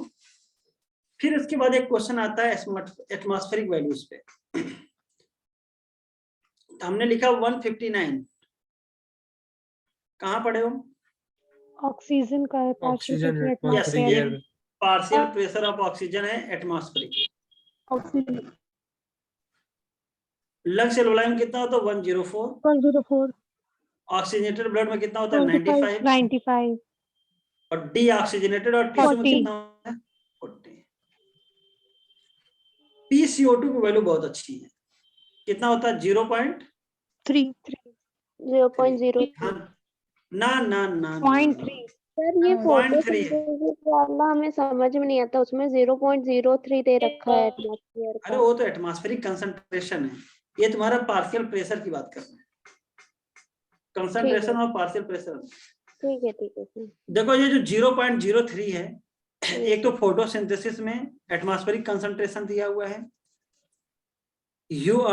अर्थ क्रस्ट में कार्बन का परसेंटेज भी दिया हुआ है, देखना। Yes sir. लेकिन यहाँ पे जब PCO2 की वैल्यू आती है 0.3 है, ध्यान दीजिएगा। बाकी यहाँ पे एक आता है 45 और एक होता है 40। 40 तो 45 यानी ज्यादा काम होगा तो यानी डीऑक्सीजनेटेड या टिश्यू में मिलेगा, और कम वाला यानी ऑक्सीजनेटेड या लंग्स एल्वोलाई में मिलेगा। तो CO2 वाला वैल्यू याद करना आसान होता है, PO2 वाला थोड़ा ध्यान से देख लीजिएगा। फिर इसके बाद आपका आता है ट्रांसपोर्ट का गैसेस कैसे करेंगे, गैसेस ट्रांसपोर्ट। तो इनमें एक डेटा आता है 97 और एक आता है 3%, और एक आता है आपका 70%, 20 से 25%, और एक आता है 3%। ये किसके लिए जरा बताओ? ऑक्सीजन के लिए, और एक किसके लिए? CO2 के लिए। 70% किसके थ्रू होता है? As a bicarbonate ion. Bicarbonate. अब 20 से 25% कैसे होता है? एज अ RBC यानी हीमोग्लोबिन के जरिए, कार्बामिनो हीमोग्लोबिन। और 7% है प्लाज्मा 7% डिजॉर्डेशन प्लाज्मा, और 97% हीमोग्लोबिन और 3% प्लाज्मा। Blood plasma. हीमोग्लोबिन अगर ऑक्सीजन से जुड़ा तो ऑक्सी हीमोग्लोबिन बना, हीमोग्लोबिन, हीमोग्लोबिन अगर CO2 से जुड़ा तो कार्बामिनो हीमोग्लोबिन बना, और हीमोग्लोबिन अगर CO से जुड़ा तो कार्बोक्सी हीमोग्लोबिन। अच्छा, कहा यह जाता है कि ये जो एसोसिएशन होता है हीमोग्लोबिन का ऑक्सीजन CO2 और CO के साथ, ये रिवर्सिबल होता है, यानी डिपेंड करता है किसका कंसंट्रेशन ज्यादा है। जैसे लंग्स एल्वोलाई पे आपको पता है ऑक्सीजन का कंसंट्रेशन ज्यादा होता है, इस वजह से वहां पे HbCO2 टूटेगा और HbO2 बनेगा। टिश्यू लेवल पे आपको पता है ऑक्सीजन कम होता, CO2 ज्यादा होता, तो वहां पे HbO2 टूटेगा और HbCO2 बनेगा। ध्यान रखिएगा, जैसा कंसंट्रेशन होगा उस हिसाब से चलेगा।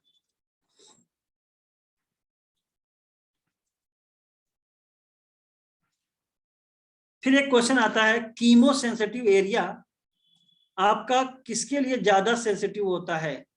CO2 के लिए कि ऑक्सीजन के लिए? हाँ, H+ CO2 वगैरह के लिए होगा, ऑक्सीजन के लिए नहीं होता। कहते हैं इनसेंसिटिव टू ऑक्सीजन है, ऑक्सीजन से उसको कोई मतलब नहीं होता है। जरा बताइए, हाई टेम्परेचर है, हाई CO2 है, हाई pH है, तो जरा बताइए ग्राफ जो होता है ऑक्सीजन हीमोग्लोबिन डिसोसिएशन कर्व वाला किधर से राइट की तरफ शिफ्ट करता, हाँ राइट डिसोसिएशन होता है, इसलिए क्या हो जाएगा? राइट की तरफ शिफ्ट कर जाएगा। मसल्स दो प्रकार की थी, एक एक्सटर्नल इंटरकोस्टल मसल और एक इंटरनल इंटरकोस्टल मसल। तो बताइए जरा, एक्सटर्नल इंटरकोस्टल मसल अगर कॉन्ट्रैक्ट कर रही है तो क्या होगा? इंस्पायरेशन की एक्सपायरेशन? हाँ, देखो हम आपको याद तो करवा देंगे, लेकिन इसका समझिए, ये एक्सटर्नल इंटरनल नाम है रिब्स के बाहर लाने को, अंदर लाने को। तो अगर एक्सटर्नल इंटरकोस्टल मसल काम की तो रिब्स को बाहर खींच के लाई, वॉल्यूम बढ़ गया, प्रेशर घट गया, हवा अंदर आ गई, यानी इंस्पायरेशन। इंटरनल इंटरकोस्टल मसल काम किया तो रिब्स को अंदर खींच के लाई, वॉल्यूम आपका क्या हो गया, घट गया, प्रेशर बढ़ गया, बाहर चली जाएगी, एक्सपायरेशन। तो ये तो आपको दिमाग में सोचना है, लेकिन बहुत तेजी से काम करना है तो उसके लिए आप लोग क्या करोगे कि अगर एक्सटर्नल होगी तो इंस्पायरेशन और इंटरनल होगी तो एक्सपायरेशन, सर टेस्ट उल्टा में कर दे। आया था लेकिन उसमें गलत बताया था कौन सा टेस्ट में? सर। अभी फुल लेंथ में आया था सर, नहीं आज वाले फुल लेंथ में नहीं, इससे पहले सर। तो उसमें इसी का आया था और एक्सटर्नल दिखा रहा था, इंटरनल नहीं था उसमें देख एक्सपायरेशन। लेना। नहीं नहीं नहीं, ऐसे कैसे हो सकता है? हो तो सकता सर है कि वहां पे आपको पता होगा ना, एक्सटर्नल इंटरकोस्टल मसल इंस्पायरेशन में आती है, ये तो उसमें कोई शक ही नहीं। एक्सपायरेशन का आया था सर। तो हो सकता है कि इंस्पायरेशन पूछा हो या क्या पूछा हो, देख लेना। मैं सेंड कर दूंगी क्वेश्चन आपको। ठीक है बेटा। और बाकी अब जाते जाते इसमें चैप्टर खत्म ही करना है, तो चलो आ जाते हैं, थोड़ा डाइजेशन से क्वेश्चन पूछ लेते हैं। प्रोटीन एनर्जी माल न्यूट्रिशन होता है, यानी प्रोटीन की भी डिफिशियंसी हो सकती है, एनर्जी की भी हो सकती है। तो बताइए कौन सी बीमारी जिसमें प्रोटीन और एनर्जी दोनों होती है? मरेस्मस। और चाइल्ड की एज होगी बिलो 1 ईयर, यानी मंथ में, मरेस्मस मंथ में। बहुत ज्यादा दुबला पतला हो जाएगा, खाली खतरनाक हो जाएगा। क्वाशियोरकर किसमें होगा आपका? प्रोटीन की डिफिशियंसी होगी और एनर्जी हपक के मिलेगा, तो उतना दुबला पतला तो नहीं दिखेगा, फूली हुई बॉडी होगी, पेट फूल जाता है ऐसे बच्चों। और ये मोर देन 1 ईयर वाले में मिलता है। हाँ, यानी मदर का दूध हटा दो और उसको खाना खिलाओ जो प्रोटीन की कमी हो, एनर्जी ज्यादा हो उसमें। ठीक है। अगर हम बात करें, हाँ अगर हम बात करें कि डाइजेशन की, तो यहाँ पे सारी सेल जो होती हैं वो आपकी म्यूकोसल ग्लैंड होती हैं, मतलब, लेकिन एक ग्लैंड होती है जो सब म्यूकोसल होती है, नाम बताइए उसका। Brunner's gland. Brunner's gland. हाँ, कौन से रीजन में पाए जाते हैं? ड्यूडेनम रीजन में। हाँ, ये वर्ड। और आपको ये पॉइंट याद होना चाहिए कि कौन सा एंजाइम होता है जो एक्टिवेट करता है ट्रिप्सिनोजेन को एक्टिव ट्रिप्सिन में? एंटेरोकाइनेज। इंटेरोकाइनेज, ये इंटेस्टाइन से निकलता है, याद करिए, बाकी वो सबको एक्टिवेट कर देता है। हम बात करें बक्कल कैविटी, स्टमक और इंटेस्टाइन, तो बताइए कौन सा ऐसा है lipid, protein, carbohydrate, nucleic acid में जिसका डाइजेशन खाली आपका इंटेस्टाइन में होता है और कहीं नहीं हुआ है अभी तक? फैट। नहीं, न्यूक्लिक एसिड। क्योंकि आपको देखिए माउथ में होता है कार्बोहाइड्रेट का, यस सर। प्रोटीन का होता है स्टमक में, और स्मॉल अमाउंट ऑफ फैट भी होता है, यस सर। लेकिन अभी तक न्यूक्लिक एसिड का नहीं हुआ है। पैंक्रियाज में कहाँ डाइजेशन होता है यार? डाइजेशन की साइड क्या है आपकी? तीन ही तो है, बक्कल कैविटी, स्टमक और ड्यूडेनम यानी कि इंटेस्टाइन। तो हमने कहा कि न्यूक्लिक एसिड ऐसा है जो आपका ड्यूडेनम में टूटता है, बाकी आपका कार्बोहाइड्रेट बक्कल कैविटी से स्टार्ट हो जाता है, प्रोटीन स्टार्ट होता है आपका स्टमक से, और फैट भी स्टार्ट हो जाता है आपका स्टमक से। देख लेना, एनसीईआरटी लिखा होगा, small amount of lipases are also present in stomach. ठीक है। अब एक क्वेश्चन आता है, कौन सा सर स्टमक में ड्रग का रीअब्जॉर्प्शन होगा? Absorption sorry. क्यों नहीं होगा? अल्कोहल भी खा सकते हो, कुछ दवाएं पेट में भी पच जाती हैं, अब्जॉर्ब होती हैं, ऐसा नहीं है। वो ड्रग टू ड्रग, कुछ दवा माउथ में भी हो जाती है। नहीं सर, वो जो टेबल बना था ना उसमें, टेबल जो बना वो तो ठीक, वो तो जनरल बातें की गई वहां पे। ठीक है सर, ठीक है। अब आता है एक सबसे इंपॉर्टेंट लाइन कि आपका एब्जॉर्प्शन जो होता है 3 मेथड से होता है, सिंपल डिफ्यूजन, फैसिलिटेटेड डिफ्यूजन और एक्टिव ट्रांसपोर्ट, और हर एक में ग्लूकोज अमीनो एसिड कॉमन किया पड़ा है। तो इसका मतलब आपको उसके साथ साथ और भी लैंग्वेज की जरूरत पड़ेगी डिफ्रेंशिएट करने के लिए। अगर हो ग्लूकोज अमीनो एसिड का from its higher concentration to lower concentration तो सिंपल डिफ्यूजन होगा। ग्लूकोज अमीनो एसिड का हो रहा है लेकिन कैरियर प्रोटीन की जरूरत पड़ रही है तो फैसिलिटेटेड हो जाएगा। ग्लूकोज अमीनो एसिड का हो रहा है लेकिन अगर अगेंस्ट कंसंट्रेशन ग्रेडियंट पड़ रहा है, यानी लो टू हाई हो रहा है या एनर्जी का इस्तेमाल हो रहा है, तो हो जाएगा एक्टिव। समझ रहे हो कि नहीं समझ रहे हो इसको? पहले वाली एनसीईआरटी में जो सोडियम और क्लोराइड दिया था वो हट गया है क्या अब?